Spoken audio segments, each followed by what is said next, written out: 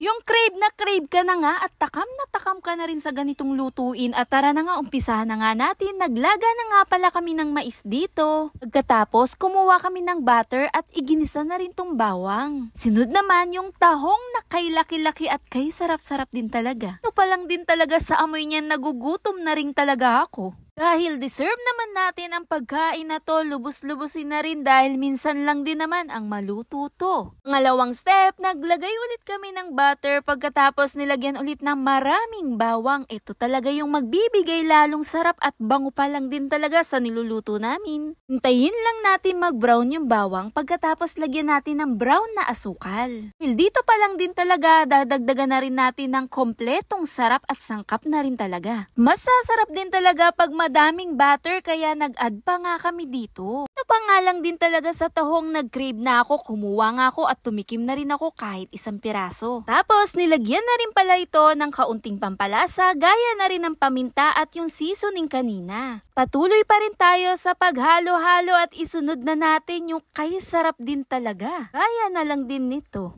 Bang cravings din talaga ang araw na to. Dito pa lang din talaga natatakam na ako sa laki pa din talaga ng hipon na kay sarap-sarap din talaga. Kaya maganda rin talagang pumunta ng palengke umagang-umaga pa lang. Doon pa lang din talaga yung mapapamili mo sariwang-sariwa, yung manamis-namis din talaga ang lasa niya. Heto na nga yung isa sa pinakapaborito ko, yung crab din talaga. Dito pa lang din talaga, nako, mapapakamay ka na naman ng sobra at yung kanin dagdagan, mapapadami ka talaga ng kain. Doon pa lang din kanina sa may tahong na ginisa rin sa may butter na may kaunting sabaw na siya at eto na nga, dinagdag na rin namin para kaunting pampalasa na rin. Sobrang bihira man talaga lutuin ang ganito pero para sa amin napaka-special din talaga ang araw na to. Dahil dito pa lang din talaga mapapakamay ka ng bonggang-bongga, dagdagan mo ang kanin na sinaing mo. Kaya sa araw na to, nako, kay sarap kumain at bawal munang mag-diet, malakas ang ulan sa labas, masarap magkamay at kumain din talaga. At heto na nga,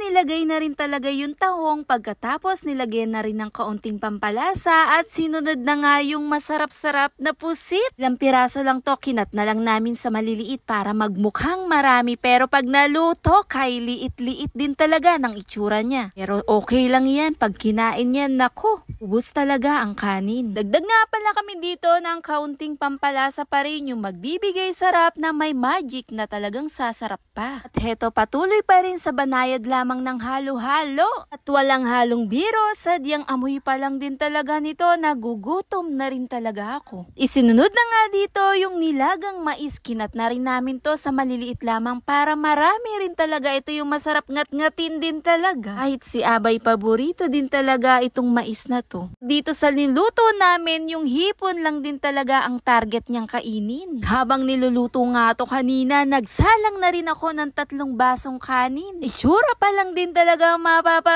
sarap ka din talaga at mapapadami ng kain. At tara ho, kain po tayo sa isang kawaling seafood. Talagang uulit at uulit ka nito sa sarap. Iyak talaga, taob ang kaldero nito. Heto na nga, tara't kumain na nga tayo. Lulubos-lubusin na rin ang araw na to. Hiraman lutuin at ihahain. Nako, muy pa lang din talaga. Takam muna kayo at tara po, kain po tayo. Aming nilutong isang kawaling seafood. Tintabi po at pinatakam ko kayo sa aming niluto. Kain po! Yun lang! Polar for more! Bye!